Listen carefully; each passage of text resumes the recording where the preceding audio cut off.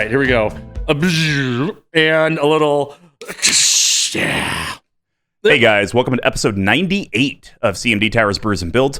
I'm Mr. Commodore 5, and my fellow host has been presented the key to the city for his contributions in NASCAR, Big Tuck. I'm fairly confident that bit has already been used at least once.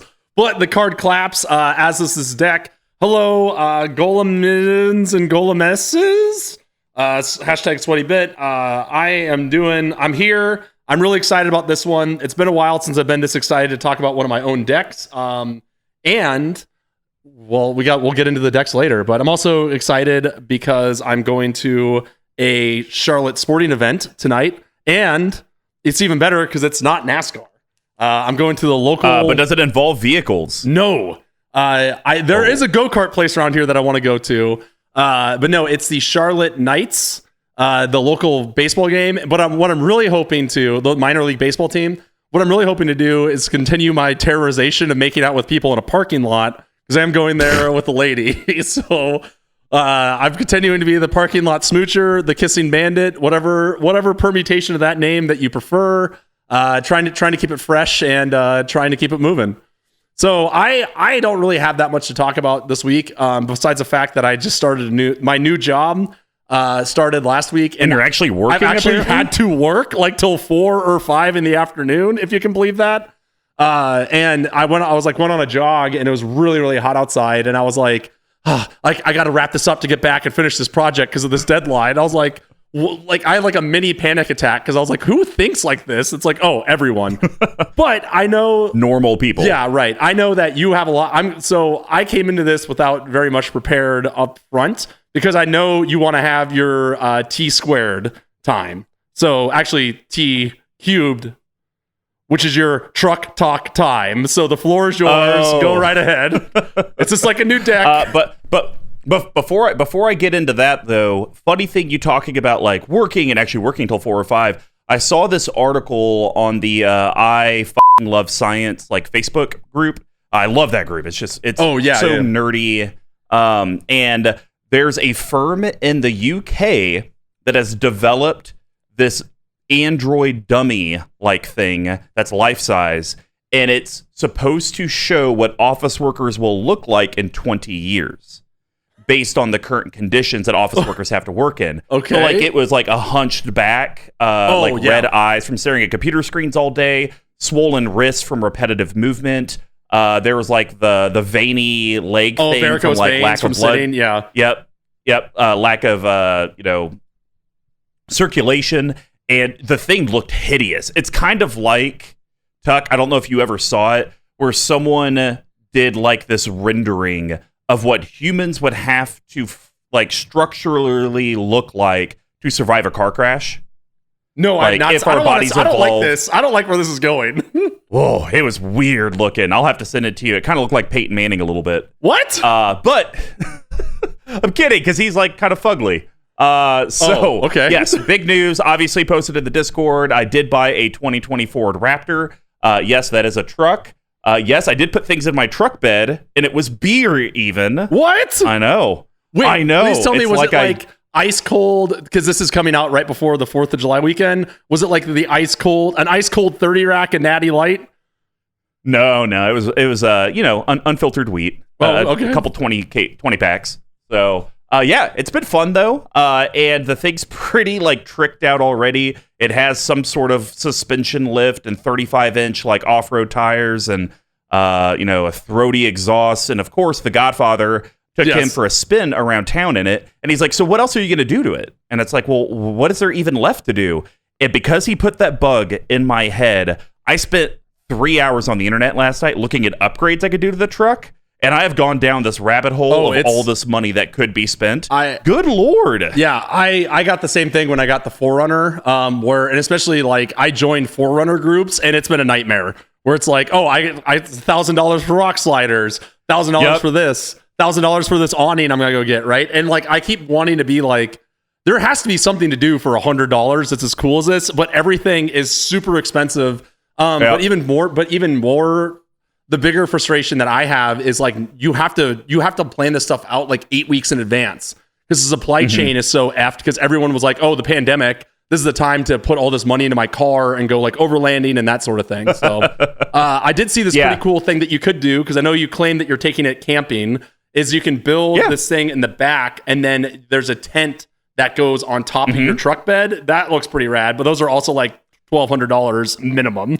Yeah, the cheapest thing that I found that I can do is for $1,000, I could put a cold air intake in the car. And then the second cheapest thing, and I actually think I may do this, it's like $1,700 to $2,000. It basically upgrades my little 5-inch touchscreen LCD into a full 12-inch. It's almost like a Tesla one. And so I may do that because it still works with all the factory stuff. So my backup camera and all my sensors and my climate control.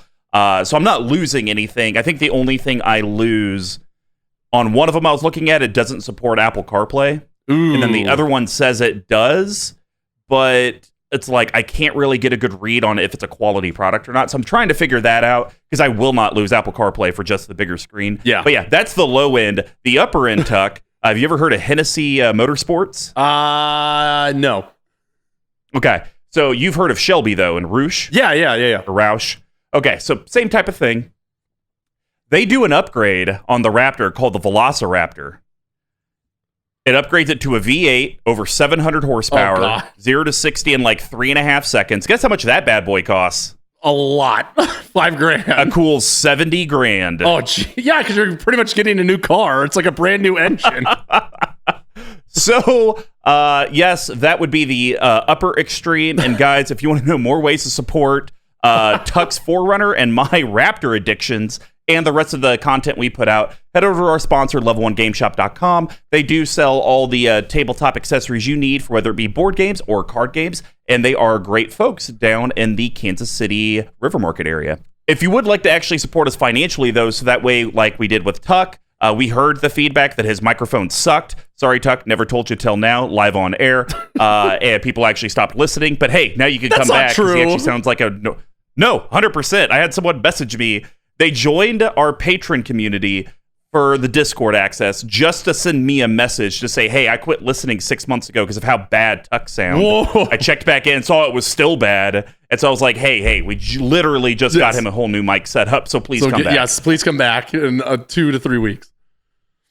But, you know, we do put all those funds to upgrading our equipment, and you can literally, like I said, just join for $1 just to trash on Tuck in my DMs, all the way up to $25, where we give you a full play mat, 100-pack of mat sleeves, and our amazing Monarch reminder tokens and our coin. We do, though, also have a store. So if you need to pick up extra swag, or maybe you don't want to be a part of our Patreon monthly community, but you still would like to get some of this, head over to cmdtower.com/merch, redacted bit, get out of my basement. And then, of course, for our existing patrons, if you refer a friend, a frenemy, a colleague to our patron community, have them message us in Patreon, let us know who referred them, and we will send you some free tchotchke swag as well. But of course, the free way that you can just, support us is just share the content you're watching and listening to, because every little bit of interaction from the collective does help. Redacted Bit Music. Squeeby Gee's our audio producer. He is fantastic. He does all the work on Brews and Builds and MTG Action 4 News. You can hit him up on Twitter @DearSquee, or his preferred method of contact. I think that is what they call the Pony Express. Correct. I don't know how that works, because he won't give out his address. Maybe you can give somebody to the Pony Express and they can go email him, and then therefore he will get your communication. It's like in Borat 2, where they like fax each other like a text message. I don't know if you saw the second Borat movie. No, definitely did not. What? You'll watch every Conjuring movie ever made, but you won't watch Borat 2? Because my fiance likes to watch them. Not my choice. You would like it. All right. And then, of course, our amazing video editor @_tcoats on Twitter. Tyler puts a lot of effort into these YouTube videos. We want to constantly improve them, so please leave comments, anything down there, so then that way we know how to make this better and make you want to watch more. So Brews and Builds is our deck tech series. Since we conquered the path of 32, we have moved on to the endless themes that EDH can bring us, and each month will be a new theme. We correlate how these decks are constructed, similar to how beer is brewed. We broke it down into 4 different categories. The first one's ramp and setting your board state. We call that grain. Yes, and grains are the foundation of every beer, and they include both base malts and specialty malts, usually about a 60-40 ratio. This helps with the color, taste, and most importantly, the alcohol content of the beer. Decks always need ways to grow, stabilize, and ramp into bigger threats, and just like a grain profile, they're usually a mix of staples and specialty cards. And then we have, how does your board interact with all of your opponents? We call that hops. And hops give the beer its patented bitterness and herbal floral flavors. They grow in a variety of strands and help distinguish subcategories like this delicious hop drop and roll IPA with some Citra, Oh my God. Amarilla, Centennial, Warrior, and Chinook, which has a piney taste to it. Brewed right here in Noda, my neighborhood in Charlotte. If you guys hadn't figured out, that's where I live now. Then we have, how does the deck actually close out or win games? We call that yeast. And yeast are living microorganisms that eat the sugar from the grain and proof out alcohol and CO2. It adds the alcohol content and carbonation. Without yeast, you'd be drinking flat sugar water. Without yeast cards, your deck would meet the goal of actually winning the game. And then, of course, my favorite section, shenanigans. This can be pet card synergies that are in the deck that are just kind of fun. We call that spice. Not every beer has them, and it's arguable that this deck has them either. But spices and other additives help separate a normal stock beer from a specialty one. It could be the stout that turns a jalapeno. It could be the pepper that turns a stout into jalapeno stout. I've said this so many times, and I still have to look it up every single time. Or the addition of honey that turns a wheat into a honey wheat. Not every deck has something that makes it pop, but if it does, this is where we talk about it. And then to wrap up the episode, we have a bottle capping. These are going to be Big Tex and Ice cuts and adds to the deck that are going to be under $5, under $50, and a no-budget recommendation. We just can't talk about mana-only lands. So without further ado, let's get brewing. This is pre-con month, so the whole month will be about pre-con decks that Tuck and I have upgraded because no one just plays a stock pre-con forever. And today we have, courtesy of Big Tuck, AAA, the Alibou Artifact Association, of course. Okay, I like it. I like it a lot. I'm okay with that. So, Big Tuck, why don't you read off what Alibou Ancient Witness does, and then kind of go into why you decided to build this Boros build. Yeah, sure. So Alibou Ancient Witness is a Boros legendary artifact creature golem. It's a mythic for somewhere in like the $2 range, maybe $3. For 3 colorless, red and white, you get a 4/5 creature that states other artifact creatures you control have haste, and then whenever one or more artifact creatures you control attack, Alibou Ancient Witness deals X damage to any target and you scry X, where X is the number of tapped artifacts you control. No big secret here. I don't really like Boros, and honestly, there's not a whole lot of people that did before this set came out. I have tried several... I mean, there's the feather people. There's like the 1% of people, and you don't even like your feather deck anymore. I haven't seen you play it forever. But yeah, like I think Lorehold, the precon that out of Strixhaven, I think it really opened up the reins for some Boros decks. I had some interest in it. Originally I was going to do the Oscar, who's the face commander, but then on the adult programming, not the child programming, found over at Star City Games, I believe Jonathan Suarez played a build of this that looked pretty filthy. Also, for those keen-eyed listeners out there, or keen-eared rather, this actually was foretold, if you will, the mechanic, by Mr. Combo, who said he thought I would like this, and I do. The Oscar one, it just seems like it's kind of a little slower and more mid-range. This one really incentivizes attacking. Unfortunately, in the times I played it, it kind of turns into an arch enemy deck pretty quick because it powers out, it powers up really fast, and it's really easy to get like X to be 10 almost the turn you cast Alibou most of the time, which is kind of a feel bad. But so far playing it, it's been really fun. Obviously with the ramp package and having higher budgets and some pretty key cards I've accumulated over the years, it's actually pretty powerful as well. So this has been one that I've really tried to space out from playing as opposed to just played a bunch. But I think I played it 3 or 4 times, and every time it feels like it does something pretty explosive. Yeah, I've seen this, not this specific deck firsthand, but I've seen Alibou because the Goad actually has an Alibou deck as well. Oh, he did? Okay, cool. Absolutely wrecked. Yeah.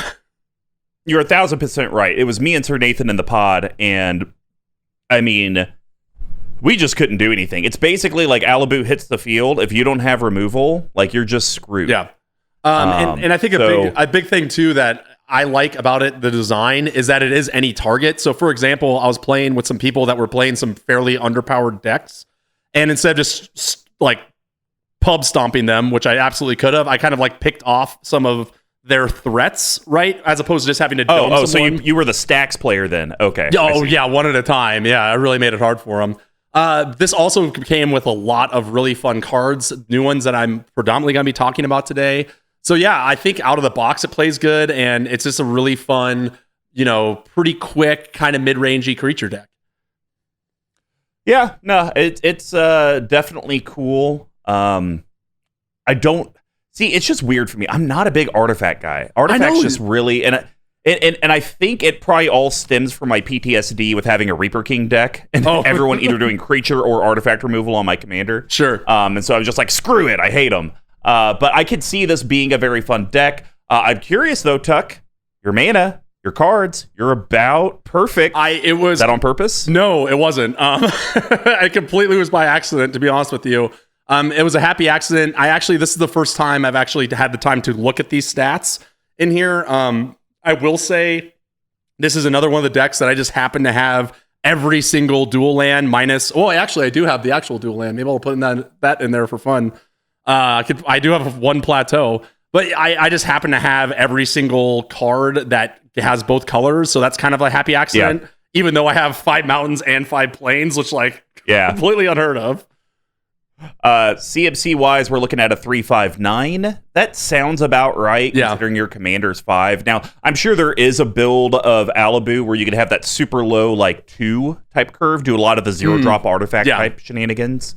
Exactly. And then, obviously, deck cost, you're hovering around that $400 to $450 mark. Which is also, I think the most expensive, well, that's not necessarily true. The most expensive card in here, I did buy because I just wanted a copy of it, but I think I only spent maybe $5 in actual cards that I needed for this. The rest of them, I had all of them lying around. Nice. Well, let's go ahead and get into this build. Big Tuck, what's the first grain card you think is key to an Alibou deck? So there's 2 cards that came printed in this deck. I'm guessing you're going to be talking about one of them that, in my opinion, are pretty much going to be Boros and white staples. This one in particular, I had to reread it 3 times because I forgot it was an artifact, but I forgot that most maps are, in fact, artifacts. Really? Okay, so 2 colors and a white for an Archaeomancer's map. This card is insanely good. It reads weird, and trust me, it's well worth the price. So 2 colors and white for an artifact, costing right now about $16. That's going to go up. This is probably going to be a $20 or $30 card. When it enters the battlefield, search a library for up to 2 basic plains cards, reveal them, and put them into your hand, then shuffle. Whenever a land enters the battlefield under an opponent's control, if that player controls more lands than you, you may put a land card from your hand onto the battlefield. It's bonkers. The two plains thing is kind of okay-ish, but if you draw and scry out the way that you would with Alibou, there's times where I have intentionally missed a land drop, knowing that I will be able to go get those 2 plains and be able to play both of them and have another land in turn and then be ahead of a lot of the other people at the board. This is a card that you're going to be seeing in almost every mono-white deck, mono-white staple, in my opinion. You're going to be seeing this in a lot of Boros decks. It kind of falls off the map when you go past that because it's just the basic plains. But I have played against this card. I have played this card, and every single time, it's a huge swing. See, I'm actually just not super hot on it. I appreciate what they're trying to do for mono white. I really do. But have you seen this card in action? No. Okay, just wait till you see it. I'm telling you. So yeah, just with the it's nice that you can put any land into play that you could put any land into play when an opponent does it if they have the more lands. But I don't know. It's just this is assuming that mono white's going to be drawing a lot of cards to be able to have the lands. Sure. Like in green, it's super super easy to have your burgeoning and stuff pop off because you have so many ways to get lands to hand. I look, am I going to cut it? No. I think it's a fine card for the deck. At least it's an artifact. If this was an enchantment, it would actually probably be more expensive because it'd be harder to get rid of. Yeah, but then I don't think it would be a good fit for this deck. But for me, this isn't a mono white staple. I would rather have Smothering Tithe over this. I agree with that, but I'm telling you, if you see this in play, it is backbreaking. This is like won me the game when I played this last time. All right. Well, the first one I'm going to talk about is a awesome card because it has a cool die trigger. You could technically cycle it for a mountain at some point, and it kind of has Wheel of Fortune stapled on the body. Yeah, this card is insane. So we're talking about Ruin Grinder. So 5 colorless red, artifact creature construct. It's a rare. It has menace. It's a 7/4.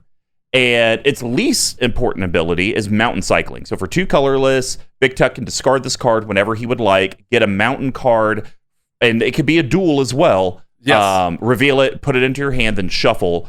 The more back-breaking part of this is that when it dies, each player may discard their hand and draw 7. And so I like it because it allows you to wheel. It doesn't force your opponents to wheel, so it doesn't have as much as a feel bad on it. If this had something that said dies, every player discards their hand and draws 7, I think people would look at it a lot like Wheel of Fortune, like, gosh, we can't let it die, you have to exile it, you have to do this. Right. But the fact that it's a May ability, it's like, okay, like, I maybe don't want you drawing 7, but you did just pay 6 to play this, so, you did do a massive investment. Now, I can also say Ruin Grinder with this commander isn't nearly as powerful as the Ossiger one, because when it dies, it goes to the graveyard. Yeah. Ossiger can bring it out with 2 more copies, and then you're technically wheeling for a total of 12, 18, or 21 cards, which is pretty nuts. But I think at a low end, because this is the floor, it's pretty great for the deck. Yeah, and there's a fair amount. I don't run as much. I think we'll talk about like ways to change this at a later point. But there is a fair amount of like adding counters, buffing it up, and like a 7/4 with menace is a lot of times going to be dealing a fair amount of damage. It's really solid.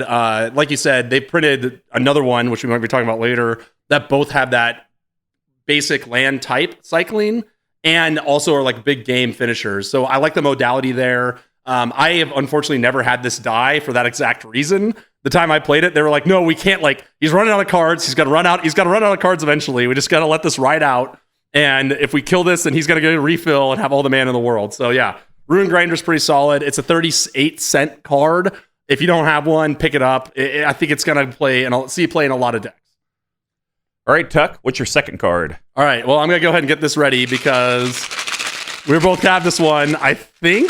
I'm pretty sure. This is also a new card that is an enchantment. And you didn't take the bait? Damn it. Nope. I thought we both had it because of the name picker. But anyways, Monologue Tax turns out is also probably a pretty good card. 2 colorless and a white for an enchantment. Whenever an opponent casts their second spell each turn, you create a treasure token, and it's about $8. We do have a brand new voice, which I think I actually know how to do this one. This is your old pal Yold, Professor. Let's hold on. We have to say thank you to TooMuchDew. He is the one that picked the new voices for today's episode. And this is a pretty solid one. I gotta give credit where credit's due there. So your unsolicited words enrich us all. Please continue. Again, that's the old Professor of Cryptozoology. And if you didn't quite figure that one out, that is Adam Sandler's classic character, Opera Man. I believe this was one of your picks of your most excited cards out of this set. Is that correct? Yes, that is correct. Now, I have never seen this cast once, but I know it's good because it says it has a treasure token and it's in white and it's an enchantment. So the one thing that this deck needs a lot of is like artifacts, right? You just need a bunch of them. Treasures, there's an argument to be made that they're kind of a quote unquote nombo with this deck because they don't tap for mana, they get sacrificed. So there's the argument where it's like, oh, if you had something else that was creating things that would end up being tapped, that might be better. Like I said, I maybe have seen this cast once, if I can say that. I have never cast it. I've never seen it in hand, never seen it in my graveyard. But for the cost and the kind of restriction, I think this is going to come out as a much less bigger threat than Smothering Tithe and still get you that incidental value turn after turn. Yeah, well, and I think the big key on its text is cast their second spell each turn. So, opponents can't get around it because traditionally the stuff would say when an opponent casts their second spell during their turn or during your turn, something like that, then it's like, okay, well, I just can't do it then, but then I can do it any other time, and they don't get the value. This, it's like, I mean, you can hold off, but I'm going to get that treasure no matter what. Right. And the fact that it stops at 1, it's not, you create a treasure token for each spell after your second. It makes it a very inconspicuous card. Right. Nobody is blowing this up unless it's some storm player or control player that's trying to do stuff on everyone's turns. Right. Nobody's going to target this. I like Monologue Tax as a mono-white staple over Archaeomancer's map because I think you'll get more at a Monologue Tax because it will produce the mana versus Archaeomancer's map, you need it in hand. It's dependent, yeah. Yes, That's a fair and point. it's half the price of the map. So yes. I think this card will end up being probably pretty expensive too. And to your point, the last thing I'll say on this is that you talked about like the opponents having to choose. It is that kind of card that we like that puts the emphasis on the opponent, right? It's a modal card for them. Like, is it worth me to cast the second Brainstorm and then they get a treasure out of it? Or is it better just me hold off and maybe do it at a different time? Yep. Exactly right. All right, my next one. I love this card. I love it in this deck. Sometimes you need a forge to continue on your path. Yeah, you do, baby! So we're talking about Mystic Forge. This is 4 colorless rare. Oh wait, are we sharing this? Yes, that's why I was. Oh, why didn't you pull your thingy up? That's why I was like, yes, you do, baby. What else does that mean? I don't know. All right, here we go. Artifact rare. 3, 2, 1. Mystic Forge. Mystic Forge. Oh, this is just a GD disaster. It's been a while since we've landed on the same card. I was looking through the show notes. It's been a minute, but good. Mystic. So it's a rare artifact, like Mr. Combo said. You may look at the top card of your library anytime. You may cast the top card of your library if it's an artifact card or a colorless non-land card, and then tap, pay 1 life, exile the top card of your library. Yeah, this thing is absurd. When you kind of look at Tuck's build, I think you're around the 20-ish artifacts, 25 artifacts, somewhere in there. Something, plus there's a fair amount of artifact creatures, so it gets a little higher than that. I think it's like 25 or 30 if you add it all up. No, because you only show 17 artifacts when you take away our custom categories. And then if you add in your creature ones, you're probably in that 25-ish range, I would guess. I don't know. There's a lot of artifact maybe 25 to 30. Here. 25 to 30, somewhere in there. Regardless, we're getting off topic. I like it because you have a massive chunk of your deck that should be able to hit on this. Yeah. And you can tap it to exile the top card of your library, kind of, get rid of something that you maybe don't need. But then that also counts for Alibou, which counts towards your artifact association membership fees. And this thing's great. It's hard pressed for me not to run this in a deck where I don't have at least 20 artifacts. I just don't know why you wouldn't. Like 1 out of 5 times, I'll do that. Well, and then it gets even better because if you're this becomes like the best quote unquote draw card in the deck, right? Which I don't have a ton of, to be completely honest.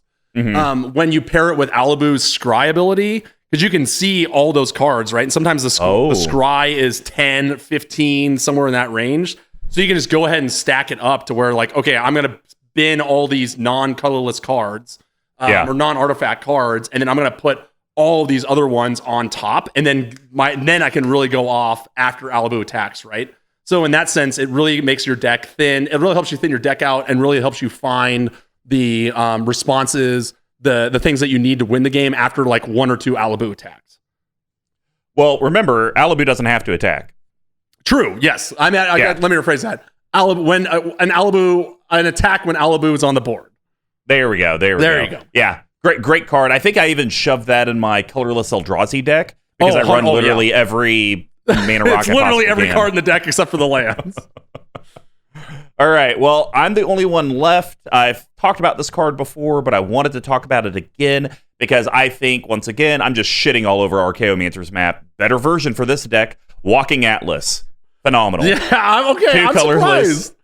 Creature construct. It's a 1/1, but you can tap it. You may put a land card from your hand onto the battlefield, and I do believe I have to do some text. Ooh, yes, you do. Let's go to the wheel. Come on, Choir Boy. Oh, it takes so long to roll now. Oh, yeah! Yes! The one I can't do. Yeah, Kasib, the elephant. Oh my gosh. I don't know how you can't do this. I'm not good at accents, and this one's even harder for me. Crafted by lol mages and bound to the land. It alters itself to match the tumultuous train. All right, so sure. Walking Atlas, it's doing exactly what Archaeomancer's map does. In theory, you just tap it and you can put a land from your hand on the battlefield. It's pseudo ramp, kind of. But I like it because it is going to kind of ramp you, but then that's just an extra thing for Alibou. So it's not in the deck where it only does this one thing and nothing else. It actually kind of hits a couple spots. Don't need to spend a lot of time on it. Surprised it's like $1.50, $2. I don't know I don't think it's been reprinted. It's never been reprinted, and I think people are starting to realize that this is probably pretty good. Okay, because I was about to say, just because it hasn't been reprinted doesn't mean it's expensive. There's a lot of trash out there that has been reprinted. Yeah. I guarantee it's not $2. Very true. And I think like this deck is this Lorehold deck is probably the most popular of the ones that got printed, right? Most people I know that bought them, any of them, they bought at least this one, and then like the Silverquill or the Prismari one, I think are the big winners there. And yeah, it's really good. Now here's I can't ask that now. Okay, we'll put a pin on that question because the only thing I don't like about this is that, like I said, I don't have a ton of draw. So I am always worried that you don't have the land to put out. But if you do, this does everything that you're looking for. But think about it, Tech. Even if you don't have the land to put out and you just need that extra scry and damage, you can still tap it. It just says you may put a land. Yeah, exactly. All right, guys. Well, that's going to wrap up the green section. Now we're going to head over to the hot profile, and I'll kick this off with a little Sanctum Centaurium. Because I really, really, really like this card to protect your commander. I actually hate this card normally, but I think in this deck it's actually perfect. Sanctum of Eternity. Oh yes. Wait, hold on. Sorry, I got really confused there. Yeah, we're doing it again. You said Sanctorum, and I was like, wait, is there a card in here called Sanctum like Sanctorum? Centaurium. I was trying to Doctor Strange. Come on. Is that something from that movie? Yes, that's like his sanctum. That's what they call it, the Sanctum Centaurium. Oh wow, I had no idea. Wow. All right. Well, I'll do the accent. Okay, for that, my penance will be doing the accent. How about that? There we go. All right. It's a land. It's rare. You can tap to add a colorless. You can pay 2 colorless, tap it, return target commander you own from the battlefield to your hand. Activate this ability only during your turn. And then this is read from our old pal Tavalis. Come and rest here, beyond the constraints of space and time. Whoa, Canoe Reeves. Okay. Yeah, once you did the whoa, I got it. It was a little loftier than that, but yes. So I don't like this card 80% of the time, maybe even 90% of the time. And the reason is because you can only do it during your turn. So it's not very good protection. Yes. But the reason I like it specifically for your deck is your commander literally does jack on everyone else's turns. Mm-hmm. So there's really no threat to get rid of it right then and there during their turns, unless they only have a sorcery speed removal. That'd be the only reason they have to do it. So it's going to be more main phase. You do all your shenanigans. It's like, okay, I'm moving to combat. And then someone's like, okay, well, before you move to combat, I'm going to go ahead and Swords to Plowshare Alibou. And it's like, okay, well, you just interrupted me moving to combat. I'm going to pay 2. I'm going to bounce Alibou back to hand. I'm still in my first main phase. I'm going to then replay it. And I'm still going to do the same thing I was going to do anyways. Yeah, I agree. And I think this card, I noticed it's not played that much. It's an all-star in like my, my ninja deck, because you always want your commander out and being able to attack, right? Because Yuriko doesn't really do a whole lot on her own. And for $1.73, I think the real holdback on it is the fact that it is a colorless land, right? And I know you are of the mind where you don't put those in unless you kind of have to, or unless they really drive the deck forward. Here, there's not really that much of a downside to it, because so much is colorless or has colorless in its cost. It just kind of turns into this like raw utility land. And to your point, a lot of times I'm waiting to play my turn until after Alibou attacks, because I want to see what I'm scrying and see if I can draw from the top, that sort of thing. And being able to do that, get them out, it's really important. So yeah, this card is really great. If you have a commander that you think is important and has these sort of combat abilities, you might want to throw this in here. Worth picking up a copy at least. So, and I will add this to the colorless utility lands. I think 2 colors is actually the sweet spot where you can run them even if it is a stretch, just because you only have 2 colors. Yes. 1 color, it's like if you put them in, you're basically taking away from, because in my mind, every monocolor deck has extra planar lens. So you're taking away extra planar lens type mana. If you're in 3, 4, and 5 color, you're just taking away from colors, and it's going to be harder to cast that multicolored stuff.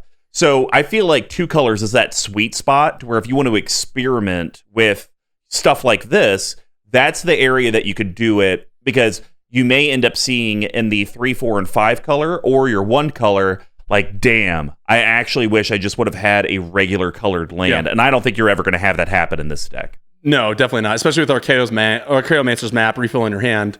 So it refills your hand 1 time. Twice. 1 time you get 2. You get 2. Okay, so let me ask you this on Sanctum. So if this had the ability to add, if there's some way that this could add, if it was like 1 tap, if it had this staple on of like tap for a colorless, 1 like the tap, filter land. Yeah, would you run this in a deck like your Geared deck that does rely on those combat triggers for same similar scope? I probably wouldn't, because I actually don't like filter lands or filter artifacts. Sure, yeah. Because then it's like you still need that initial mana investment to try to get to that.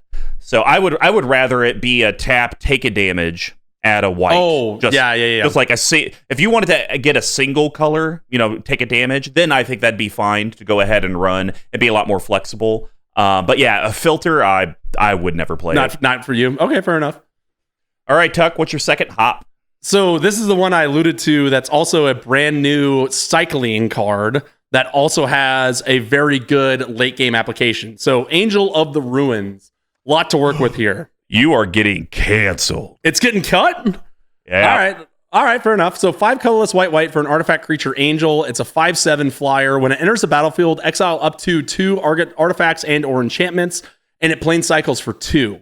So the reason why I like this, again, it's a sort of similar thing as Ruin Grinder, where this can be a late game removal, also a 5/7 flyer when you can pump it up with your other artifact buffs, can get in the red zone, can deal that damage, as well as removing two troublesome items. For me, the reason, if that was it, if it just ended, then I'd be like, okay, fine. But the fact it also has a plane cycling, lets you go get that land that you need to play out on your next turn with Archaeomancer's map at instant speed to your hand. Let's go. Gets your dual land, gets everything you need there. This is another card that I have not cast, so it may just be a junker, but for me, the investment into having it in here to exile, not destroy, exile ability seems pretty solid. You're paying 3 more than a Return to Dust for a 5/7 flyer that also has plane cycling. Or you could just play Aurelia and win the game and spend less mana. I do have a spare Aurelia, so maybe I'll put that in here too. But she's not an artifact. So and neither is, I guess technically this is, whatever. So yeah, unlike Tuck, I don't just say I'm going to cut a card and then don't say anything. I will comment on the card. So 7 mana for me is just a massive investment. I think this is your card at the 97 to 105. Like you're trying to get the deck to 100, and it's like it could kind of squeeze in there. This isn't a card that in your first 15, 20 that you're building the deck, it's like, oh, Angel of Ruins, gotta have that. It's just a 7 mana is a massive investment. Yeah. Okay, but I will say, basically, you getting Return to Dust and a 5/7 body for 1 more mana. No, 3 more mana. 3 more mana. That's not bad, because if you said 3 mana, get a flyer that's a 5/7, people would play that. Yeah, so sure. Yeah, I could see it. The value's there, but I'll give a little bit more insight into why I'm cutting it a little bit later. All right. I will say I had struggles. It kind of was a struggle for me to cut cards out of this. So I'm open. I'm all ears. All right. Well, the next one I'm going to talk about is probably one of the best removal spells, I think, in colorless. It has a good old X-Boy, and it's an artifact creature dragon, or Dargon, as Tuck would say. Good. Yeah. We're talking about Steel Hellkite. Great card, 6 colorless, artifact creature dragon. It's a rare. It's a 5/5. It has flying. You could pay 2 colorless at instant speed. Steel Hellkite gets +1/+0 until end of turn, basically fire breathing.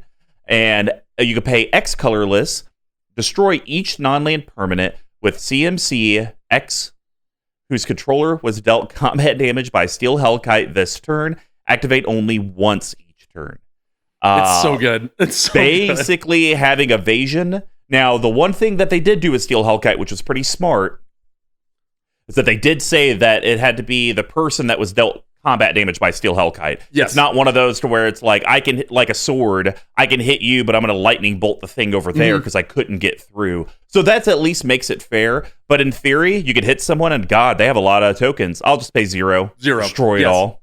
And then, and then in the enchantment realm, your planeswalker realm, it's hitting all of that because of that non-land permanent clause. So to me, this is probably your most modal removal card you have in the deck, and the fact that it's an artifact creature that's going to get turned sideways for Alibou triggers makes it even better. Yeah, Steel Hellkite's just amazing. Like it's effectively on curve, right? So Shivan Dragon is the same stats with 1 red for fire breathing, and it's 5, so 1 more for that. And I think that to how you've talked about it being like fairly designed, if it was destroy each non-land permanent with X or less, or X or whatever, it'd be unreal, right? It'd be unreal at the cost. So that would be a $10 or $15 card. Oh yeah, 100%.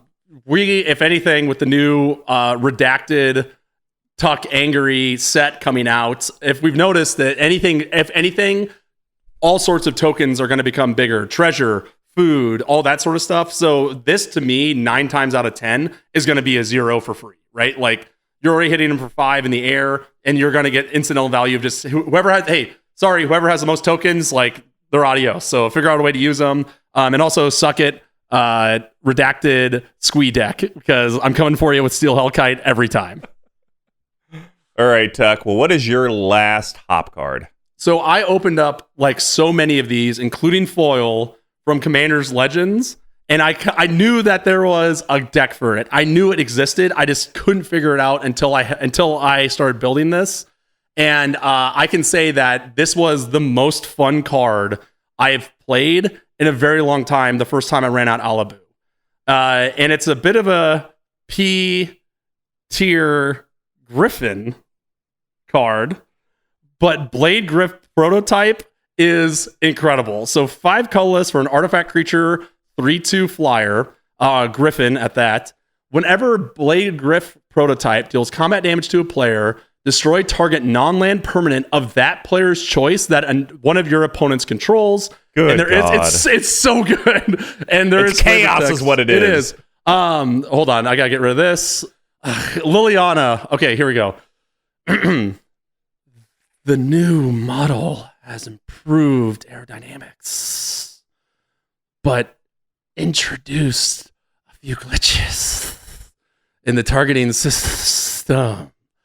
So I don't like that one. Isn't that the Angelina Jolie? Yeah, it's from Beowulf. It's on the list. At some point, we're gonna need to start paring these down. But so I played this card against a new guy, the Coconut King and Scooty Shuffles. And literally, this was the conversation. It's like, hey, Coconut King, Scooty Shuffle's got that thing over there that's kind of scary, right? Like, I'm just asking for 3 damage. That's it. For the low price of 3 damage to you in the air. Of the no, just a couple. It's just life points. It's just a taste. It's just a taste. You have 40 life right now, right? Like, what's 3 to that to get rid of his most troublesome permanent that you have? And then like 2 turns later, it's like, ooh, man, Scooty, Coconut King's really going off. For 3 damage, we can just completely stall him in his tracks. And it worked every single time. And I will tell you this, that over the course of the game, this prevented them, one of the 2 people that I played against, from winning, I would say 4 times. Like, it stuck out, it got big, and just kept getting in over and over and over again. I was skeptical on this. This was like one of the first foils I opened from Commander Legends. I was like, great, when am I ever going to use this? And it's like the perfect deck for it. It's definitely a little sweaty in the fact it's a quote-unquote removal, but again, tapped artifact, getting in for damage, feels real good. So you kind of gave me an idea. I wonder if I could do it. I may want to put this in my Brutaclad deck and make a ton of them. No, there's no and then just make utter chaos. There's make no utter chaos. Yes, It's like, absolutely. hey, the goad, I'm hitting you with 5 of them, so you get 5 triggers. Squeeby Gee, you're going to get 7, so you get 7 triggers. And Sir Nathan, you're going to get 4. Have at it, boys. Destroy each other. Have a great time. Yes, I'm telling you, it's so much fun. I think I got it down. I think I got it down turn 3 maybe, and that really helped like run the course of the game. So I'm keen on it. It's one of my favorite cards in the deck. And that's all I really got to say about it, I guess. All right. Well, my last one is one of my favorite removal cards to play. It's Duplicant.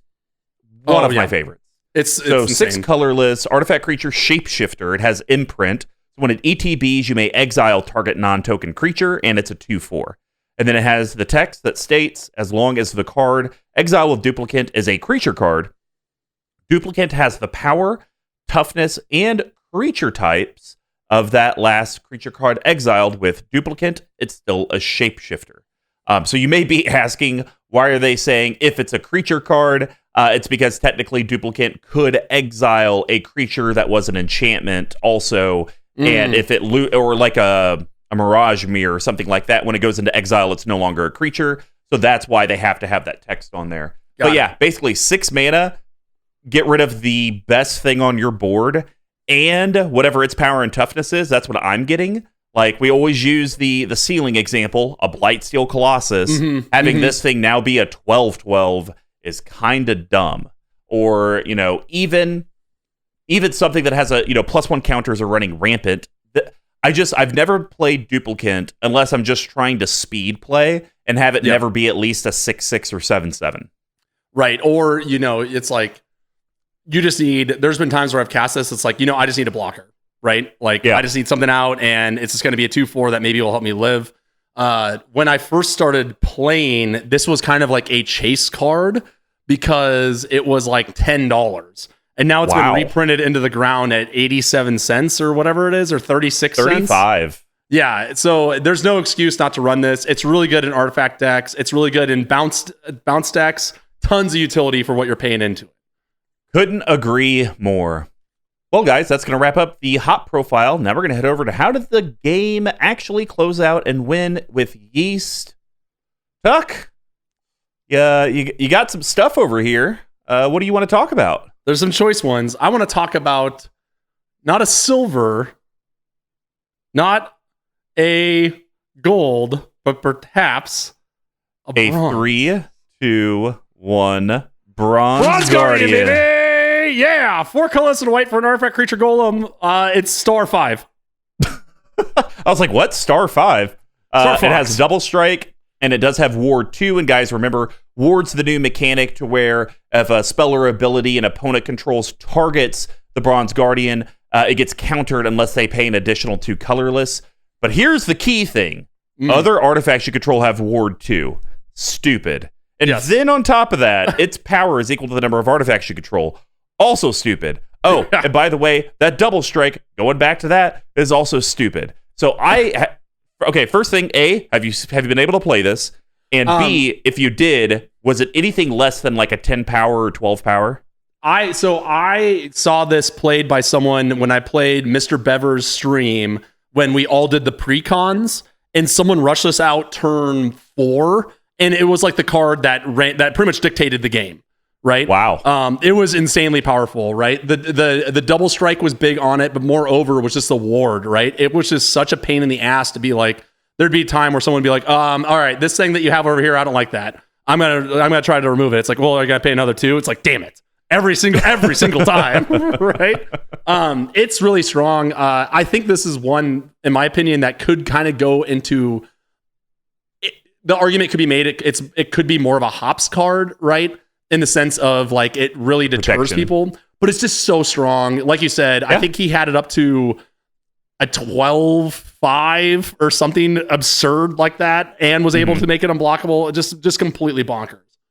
The one thing I do want to say is, Wizards, you guys kind of failed. You said this is an artifact creature golem, but if you zoom in on the art, it just looks like a 4-armed Goro from Mortal Kombat. I don't see the artifact here at all. Yeah, I will say this: I don't we've kind of danced around this. I don't love the fact that they made all these artifacts that were colored, right? Into colors. Yeah. I mean, it makes sense that like if this wasn't white, you just run this in every single artifact deck that you can build. So I get it from that perspective, but it also is kind of pain in the ass when you talk about some of the other cards that care about colorless about artifacts. So that's my little nitpick. But overall, there's not a whole lot else to pick nits about this card. Completely agree. Yeah, and I mean, and I think this all started with Bolus's Citadel. Because obviously, if that was colorless, you'd put that literally in every single deck. Because why wouldn't you? No, with no question. Yeah. All right. Well, my second one is a extremely powerful card, but this does go to Tuck's point. This talks about colorless creatures, and Bronze Garden would not count. Yeah, it does. My gosh, 2 for 2. Baby. 3, 2, 1. Forsaken Monument. 5 colorless, legendary artifact, mythic. Color. So you have to do the new accent, sir. Because I had to do the other new accent. I had to do the other new accent. So colorless creatures you control get +2/+2. Whenever you tap a permanent for colorless, add an additional colorless. And then whenever you cast a colorless spell, you gain 2 life. Take it away.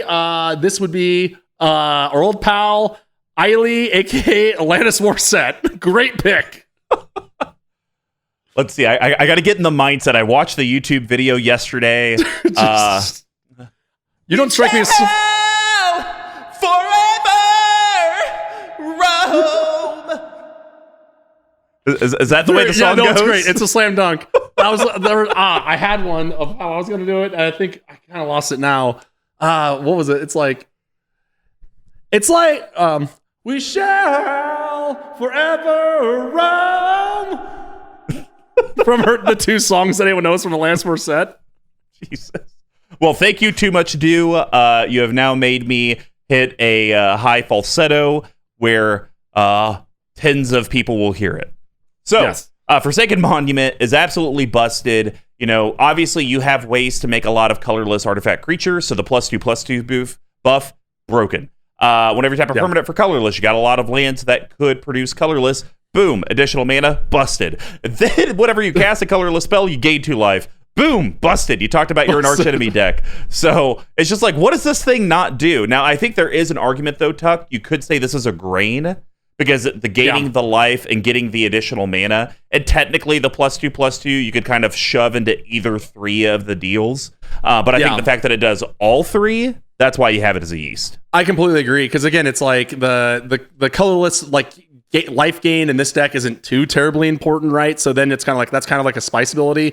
But the fact it does all of that on an artifact for 5 mana, and then even better, when I first started playing with my new friend Chris out here, we did a lot of pack wars because he didn't know how to play EDH. So we just like open some packs, shuffle them together. He bought them, by the way. I'll have you know. But you shuffle them together and then kind of battle it out.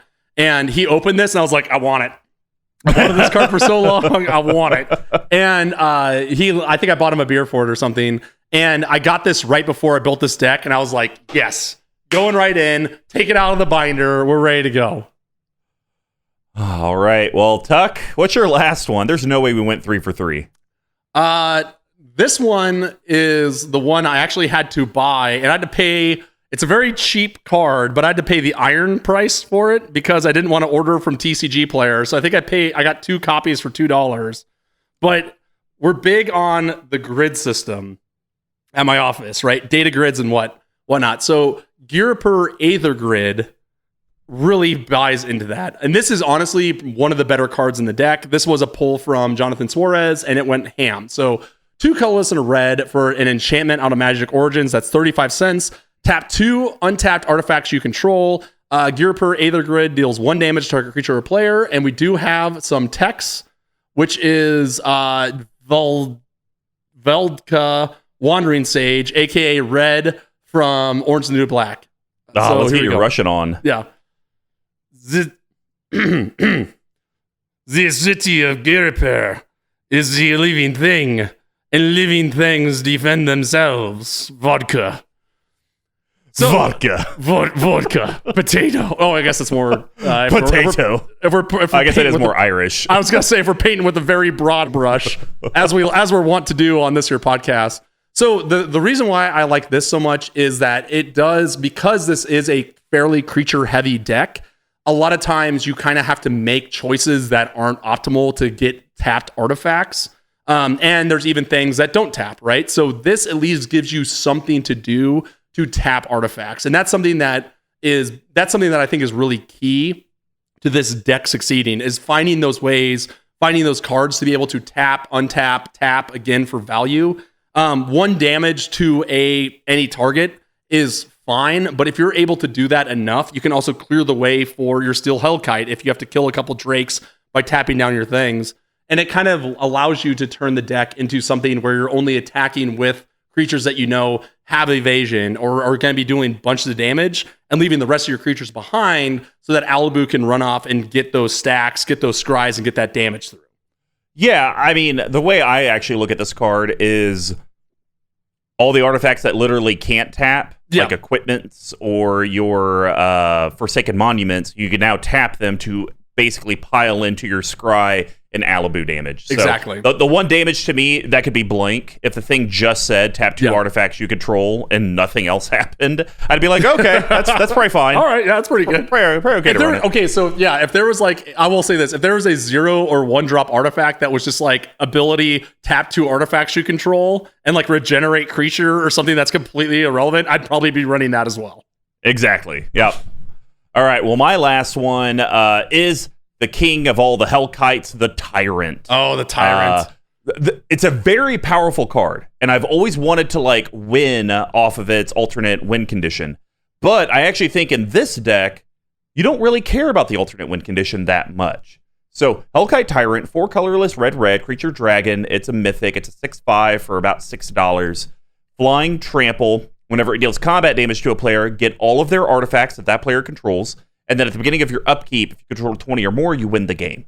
I don't think you're ever going to... I think you could get to 20 or more artifacts, but I don't think you're ever going to win the game because someone will get rid of it before then. Mm-hmm. But I think just, you talked about it, Tuck. Food tokens, treasure tokens, they're all over the place. Yeah. Like, let me go grab your stuff that then I can tap to further my Alibou agenda. Yeah, I completely agree. I have not won with this card in any deck that I have owned. I have seen this win in other decks, which is insane and always feels terrible. But yes, that's pretty much the gist of it. It's just a fuel. It's a giant target for removal. And to your point, comparative to like an Angel of Ruins, this is a card that's going to come down and immediately shift the game either into it getting removed or into you doing huge stuff, right? 6/5 Flying Trample is pretty big in and of itself. With the other abilities stacked on, just does a lot of work. All right, well, that's going to wrap up the Yeast package. Now we're going to head over to Spice, and you're crazy for having this in your Spice. This is a Yeast. It's another tap 2 untapped artifacts, untap target artifact. It does exactly what you need. We're talking about Clock of Omens, yes, OB. 4 colorless artifact, uncommon, 67 cents. Literally, tap 2 untapped artifacts you control, untap target artifact. And I do have flavor text. You do. Yeah. This is Uncle Ojo's best one. The old white woman, Captain Lannery Storm, the old white woman smoker at the slot machine. Most clocks measuring time, but a few measure everything. Yeah, perfect. Nailed it. Nixon. So, honey. Yeah. I don't know why this isn't in Yeast. You've baffled me because it literally does exactly what your Aether Grid does. Yeah, you don't get the 1 damage, but we just talked about. I mean, yeah, the 1 damage might incidentally get rid of a Drake or 2, but it's not winning you the game. So the only reason why it's in Spice is that because there's a way, because this card is like a for sure combo piece card in a lot of decks, right? They run it so that they can do these crazy shenanigans, and I don't have those in there. So that's why I put it into Spice, is because that's what you think. Oh, you're about to. We're about to get wild. So that's the reason why I put it into Spice, to be honest, is just that like it kind of facilitates the game, but it doesn't do a whole lot on its own. and I had to have more than 4 or 2 in here, so that's why I had to figure out ones. We talked about it. Not every deck has spice. You could have had 0. That'd have been all right. That's true. Oh, and then the other thing I put in here, there's a couple in here that I put, and spice to me can also be a little bit of a catch-all in the sense of like, it's not really this, because Clock of Omens, depending on the board, could be a grain, a hop, or a yeast, right? And when I was trying to categorize it, I couldn't really find one to do. And the fact I couldn't go infinite with it, I was like, I'll just put it into spice and maybe bait out Mr. Combo, which worked like gangbusters. All right, Tuck. Well, what's your spice? I am talking about our old pal. We might have talked about this as well. Cursed Mirror. 2 colorless and a red for an artifact. Taps for a red. As it enters the battlefield, you may have it become a copy of any creature on the battlefield until end of turn, except it has haste. And it's about $5. So for me, the reason why I put this into spice is that there's other cards that are more efficient that you can get more mana out of. And there are times where you're not going to have a target. But the reason why I kind of like it still in the deck is A, it's an artifact that can tap on its own, and B, if you play it later game and you draw it, you're going to be able to have your ramp and then also get another awesome creature off of the battlefield. It's definitely something that plays more towards your opponents, but the reason why I also have it in spice as opposed to hops or grain is that there are times where you're going to have to pay this and target nothing and be like, I don't care. Like, I'm literally just going to get something in so I can tap it for a red. I'm paying. Why would it ever be a hops? Because sometimes there not be anything to copy that's worth it, right? And then you're just playing it for a very bad grain. No. I was just asking because you said it could be a grain or a hops. I was asking how could it be a hops? Just unless you're just going into the magical Christmas land, there's a creature that has ATB removal effect, I guess. Yeah, right. Exactly. Okay. So, well, I hate to say it, but Cursed Mirror's AAA membership has been revoked. We'll get to that later. But on its face, I think it's fine. I think Cursed Mirror actually is pretty busted in blink decks. That's actually where I think it probably shines the most. So that would be really cool if anyone's done a red blink deck. Definitely hit us up because I don't think there is one. I also I will agree with you and say, yeah, like honestly, I think this card, I know when this got spoiled, a lot of people were really excited about it. I think this card probably reads a lot better than it actually is. Yeah. And unless you fall into one of those like Magic Christmas lands, like there's a reason you don't run treachery in decks that don't care about it, right? Yeah. Or like this sort of copy mechanic. But that's why it's in spice for me. So again, I have zero data with this. Never drawn it, never seen it played, never played it myself. And I'm on a red deck. It's just a strictly better manolith. Mm-hmm. All right. Well, that's going to wrap up the spice package. Now we're going to head over to the bottle cap. Again, as a reminder, these are going to be big textonized cuts and adds to the deck. They're going to be under $5, under $50, and a no budget recommendation. We just can't talk about mana only lands. So Big Tuck. There's a card in here that every time I've drawn it, I always think it's kind of cute, but I don't think it's really what I want. So Thopter Engineer to me is just kind of milquetoast in this deck. So 2 colorless and a red for a creature, human artificer. It's not an artifact. When it enters the battlefield, create a 1/1 colorless Thopter artifact creature token with flying, and then artifact creatures you control have haste. So for me, it's like the artifact creatures you control have haste only really matters if you have Alibou out, right? Like if you don't have Alibou there, this deck can kind of like take a break. So for me, I'd rather it only creates one other Thopter creature token, and it's going to be die to removal. So it just doesn't do enough for me in this slot. Like, I think there's an argument for it to be in. I just look at it as a backup commander, like for the haste piece. Because they both give artifact creatures you control have haste. But if you wanted to, if I was going to do that, then I'd put in like Hammer of Perforos over this, because at least that's an artifact, right? There's other ways to give haste to my creatures. Yeah, but this at least generates an artifact. I mean, and I get it. It is one time. Maybe that one with Lieutenant. That's been so exactly to my point. If I cared about that, I would much rather have that card than this, and it also costs a mana less, right? So gotcha. For me, yeah. So it's funny that you made mention of a card that taps artifacts for effectively no reason. And this was another card that Suarez put in his deck that was like the best card that he played, right? So Lodestone Mirror is a very weird card that I had not heard of until I saw that. So 4 colorless for an artifact creature mirror with trample, and then it says tap an untapped artifact you control. It gets +1/+1 until end of turn. So All right. So for me, it's like I only have so many ways to tap all these artifacts, and especially if I'm generating treasures, sometimes you don't want to just burn them right away, right? You want to hold on to those. This just gives you an out to do that. And since it has trample, if you're tapping 6 artifacts or 10 artifacts to trigger Alibou, then this ends up being like kind of big, and you can turn it into one of those things where you don't need to go wide with a bunch of smaller creatures that are going to get eaten up. You can just have one big Mamba Jamba that's hammering in. And then also if you type one big Mamba Jamba. Jamba Juice. Ooh, that sounds really good right now. But if you also tie this in with like Clock of Omens, this actually can get humongous because you can like tap it and something else, then untap it, then tap something else. So it's kind of it's definitely like a slimier pick because if you don't have the artifacts to tap, it doesn't literally do anything. But this just gives you another third option for tapping these artifacts willy-nilly. But I think, Tuck, that's not the right way to look at it. Like, if you don't have artifacts, it does nothing. Because of the fact, if you don't have artifacts, your deck isn't doing anything. Yeah, that's a great point. Yeah. So that's usually the way that I kind of look at situational cards like this. Like, oh, well, it's great if you have the right setup. And it's like, what is your deck doing? If you don't have the setup, your deck isn't doing crap. Well, if you don't have any planeswalkers in your deck, then this card probably sucks. Yeah. So, I hate when people are like, oh, well, situationally. It's like, no, I mean, if your theme is elves and the thing deals with elves, don't tell me it doesn't work when elves aren't out there. Because elves aren't out there, your deck doesn't work. But I do like Lodestone Mirror. And coming in at a, cool 24 cents? Yeah. I think you might be able to flick a quarter. Oh, it kind of looks like Iron Man a little bit. Like in the one that he gets, in the thing that he builds in the desert, in the cave. Right? Yeah. All right.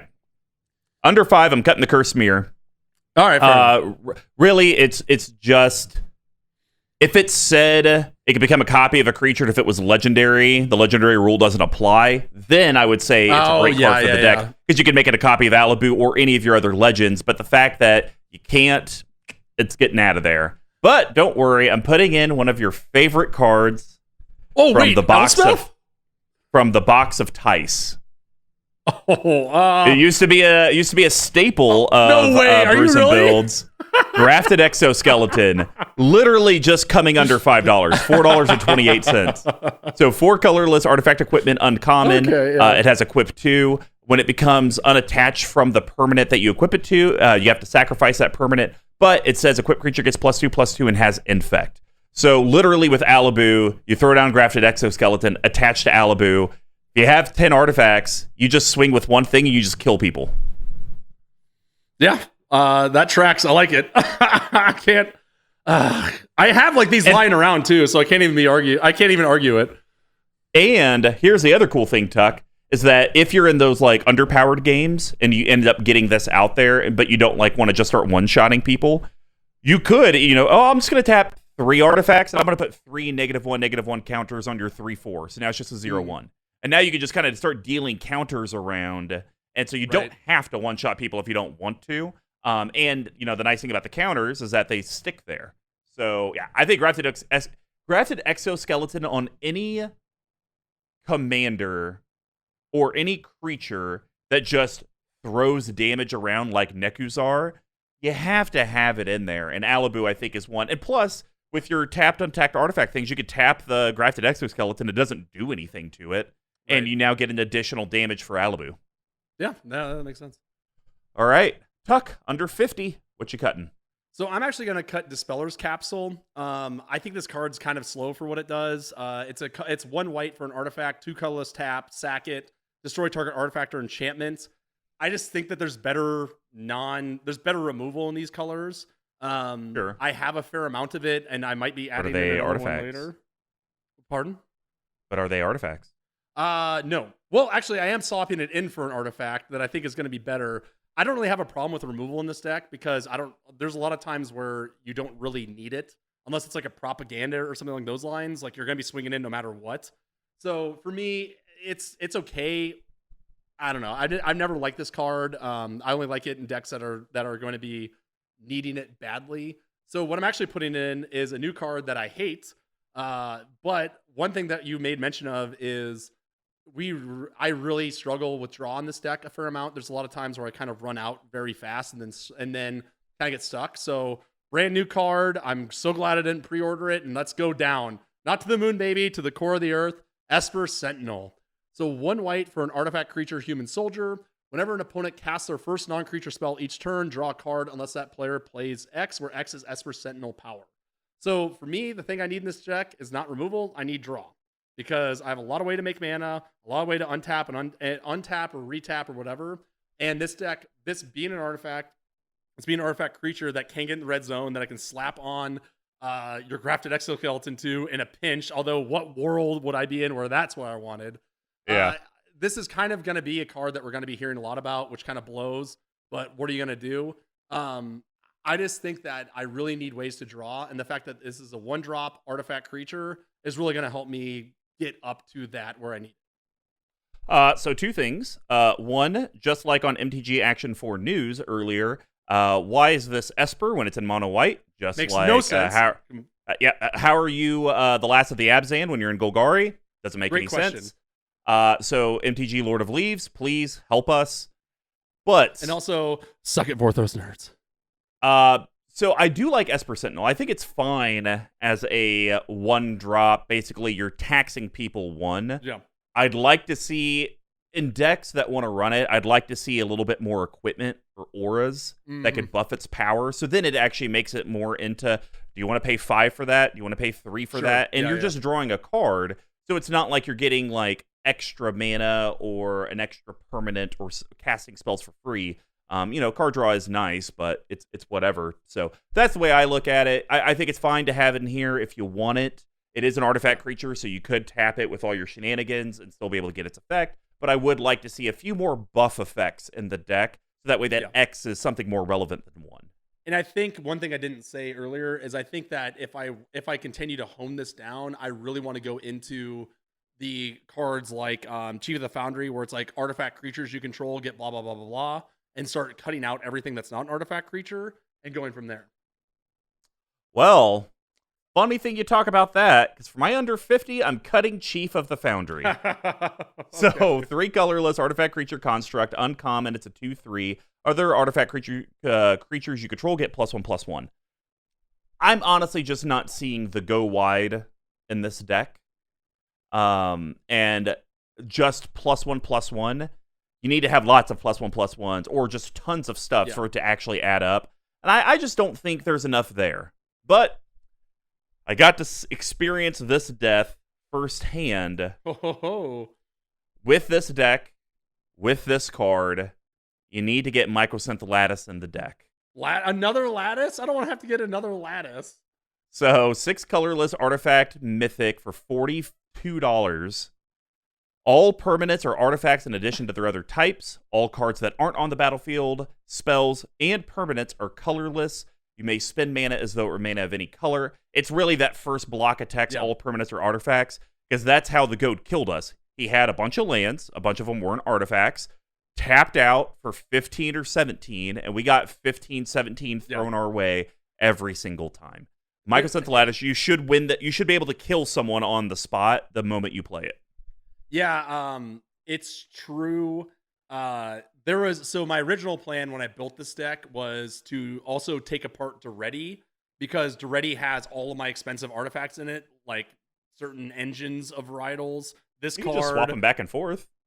That's way too much effort. So, but the problem is, my entire plan was to be like, I'm gonna take apart Duretti because I've had it for too long and it's kind of lost its luster. What is it? The blooms off the rose, as they like to say. And then I was going to combine it with my Boros and make this like monster deck. But when I took apart Boros, the Boros one and the Precon, I was already struggling on what to cut and what to add. So I was like, I don't want to take apart an entire other deck for a grand total of, let's say, 5 cards. Sure. So this is really good in here. This is another one that Suarez went off on. I wish it wasn't $45 and I traded one away.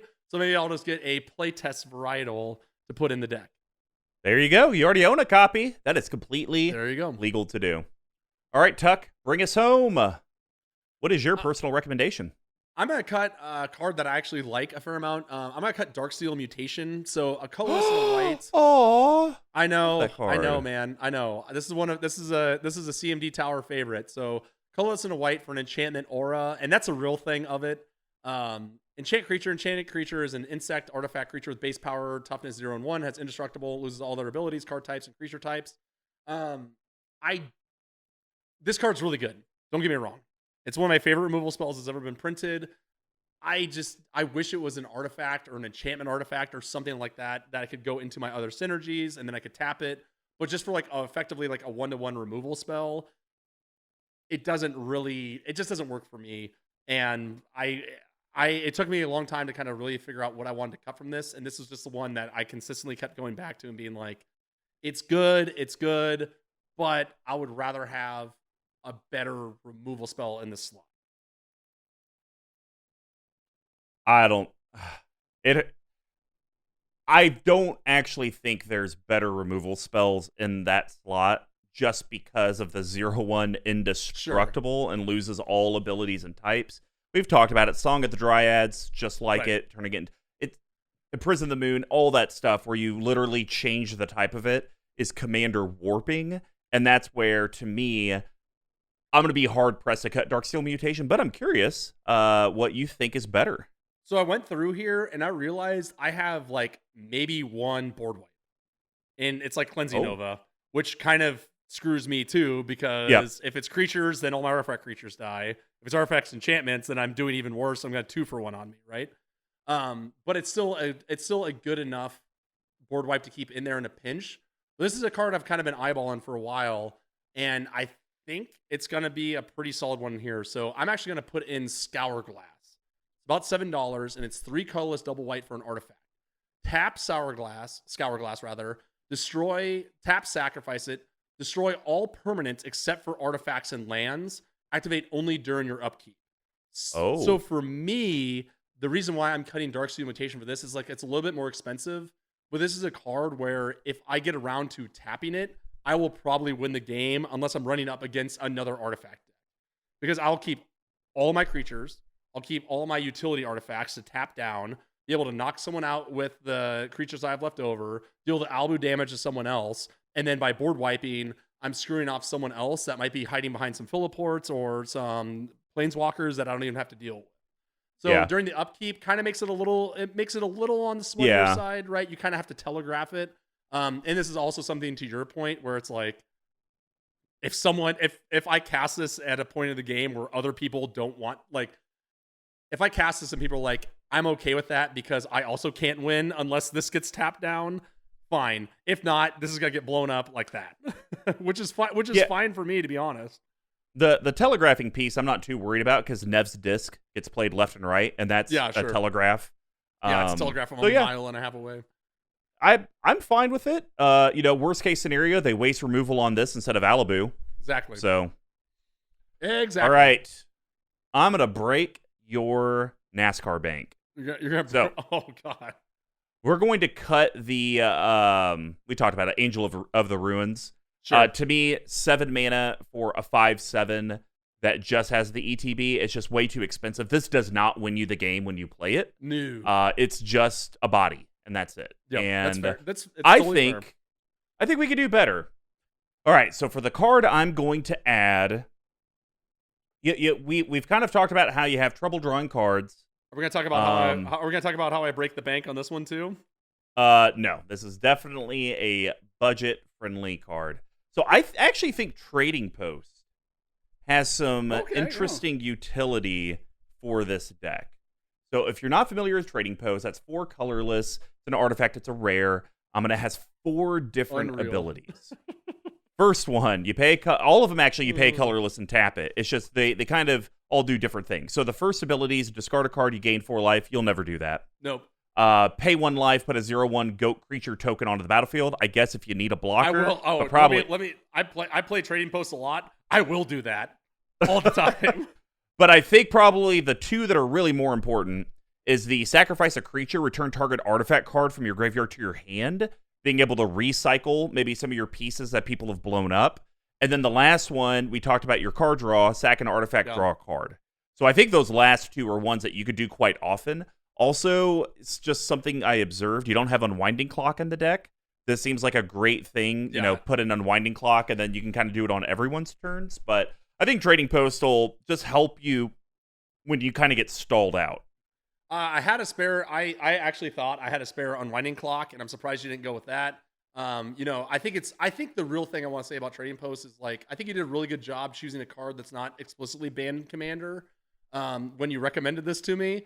But I think the big takeaway is the fact that I do run piles of artifact creatures, so you can kind of get those loops going of okay, I don't need this one anymore, or it has an ETB or something. We can kind of get that going, draw my cards, get stuff back from the graveyard. Outside of a handful of cards, I really don't have a ton of graveyard interaction either. So this is one where if I need to get the, if I need to get my Bronze Guardian out, I can sacrifice a Mox Opal if I don't need it anymore. So yeah, I think Trading Post is really good. I think I have a spare copy of this. So yeah, I don't know about Angel of Ruin. I don't have any data on that, but I think Trading Post does need to be in the deck. And we need to end this episode. It's Friday and my brain's melted. So we're at the end. And of course, thank you so much for making it. And we always do promise a little info about that monthly giveaway from Level 1 Game Shop. So we're giving away 4 Mystical Archive Japanese alternate art cards. And each week we're announcing one of them. Last week we announced the Growth Spiral. Today, drumroll please, we are giving away a Mystical Archive Japanese alternate art Chaos Warp. Ooh, hell yeah. Yeah, card's sick. In general, the artwork looks phenomenal. So hopefully you guys like tricking out your decks and making your opponents, if they play your deck, say, what the hell is this card? Because Tuck, that actually happened to me last weekend when the Godfather played my mono white deck, and I actually had one of my Japanese cards in there, and he's like, what? Good. To enter, guys, it's super simple. Just share the content we produce, whether it's on YouTube, a podcast. Also, you get additional entries for being a part of our Patron community.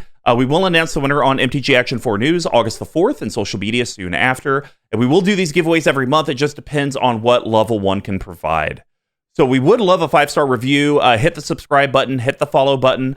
And if you enjoyed it, leave a 5-star, leave the comments, do it all. We want the feedback. We need the feedback. And if you guys want to find out how to get a hold of us, here's how you can do that. You can reach me at Mr. Commodore 5 on Twitter, all spelled out except for the 5. Big Tuck, where can they reach you? You can reach me at Big Tuck Tweeting. And just for people who want to know this for the future, on the 28th of June, it was Elon Musk's birthday. But more importantly, on the 29th of June, it was our hometown hero, American patriot Gary Busey's birthday. So always remember to give those shout outs there. And so are you still saying happy birthday to them on Twitter? I'm trying to. Gary Busey didn't have a Twitter, which is surprising to no one because I think he's in his late 70s and potentially dead. But Gary Busey tweets got a happy birthday rec on that. There we go. You can reach our main account at CMD Tower on Twitter as well. You can go to our website where we will have the deck list posted, including our picks and the YouTube video. cmdtower.com/BNBE98. Basically, you know what, guys? If you just type into the Alta Vista, Combustible Gear Hulk, Mystic Forge, Darksteel Mutation, Tower.com. Squee McGee, if people want to find out how to get a hold of your Manolith commentary, how would they do that?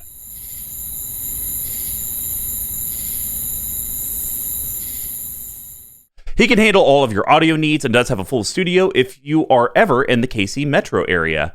And of course, we want to give a shout out to our video editor, T-Coats, at _T-Coats on Twitter. He does all the visuals, video work, artwork, everything for our YouTube channel. We're always trying to improve, so please DM us, leave comments, let us know how we can make it more engaging. And if you would like to actually support our sponsor with the orders you're already doing, head over to level1gameshop.com. When you place an order in the order notes, just type out CMD Tower so they know that you came from the collective. And of course, they do have a TCG store, their own website. They sell board games and dice. With all these Dungeons and Dragons needing a legitimate D20 and not a spin down, I might actually go get one of those nice like marble or onyx ones. I've always wanted to get like the cool D&D dice. It's just in Magic, it's like I need 50 D20s or 50 D6s. I don't need just one of each. But if you would like to help us directly, head over to our Patreon, patreon.com/CMDTower. We have several different tiers from as simple as $1 a month, getting you Discord access, entered into deck therapy, additional entries for the monthly giveaways, other stuff that I'm sure I'm forgetting, the referral program. I mean, literally all of it. To even if you guys just want to chip in $5, you're actually going to get a Squee McGee coin. You're going to get CMD Tower stickers. You're going to get even more entries into the giveaway. And you will be part of the RK Post giveaways we're doing every 3 months. And of course, Redacted Band, thank you, Big Tuck. The AAA Alibou Artifact Association, how do you feel? It's funny. We've talked a lot of these times when we talk, it's like, are you looking forward to playing this deck now that we have ways to make it fun for you again? And this is one that I already like. It's funny. This is one of the decks that I built recently that I actually look forward to playing a lot. And I've had to like stop myself. So I think like there's with a little bit more tuning, trying to figure out a little bit more of what the through line would be on it. I think this is a deck that might go from being like fun and good to like fun and quote unquote competitive, not like CEDH, but something where it's like, I know if I bring this to a table, if someone's playing your Proshes or whatever the worlds, I'm still gonna be able to keep up with just a little bit more tuning. So I like your picks, especially the one that I like the picks that weren't on the ban list most, I think, which I guess is all of yours, which is really exciting. But yeah, that was kind of my takeaway from it. You couldn't tell, that's me hitting my head with a microphone. Yes, I made a boo-boo that will be edited out. Please, editor, make sure that's done. But I'll tell you this. I'm happy for you. I do not want to see this deck. I don't want to see any. Honestly, Alibou is a legend. It's very similar to how the Goat does not want to see my Empress Galena, like, ever. I don't want to see Alibou ever, because the deck... I really do think Alibou's a CEDH commander. It's weird saying that in Boros colors, but the deck just goes so fast. Yeah. And it's in those colors that are very interactive. Not counter magic, but a lot of removal, a lot of instant speed exile. And I mean, you could make this thing really, really filthy. Yeah. So yeah, happy for you. Don't ever play it with me. You got it. All right, guys. Well, we're signing off. Bye.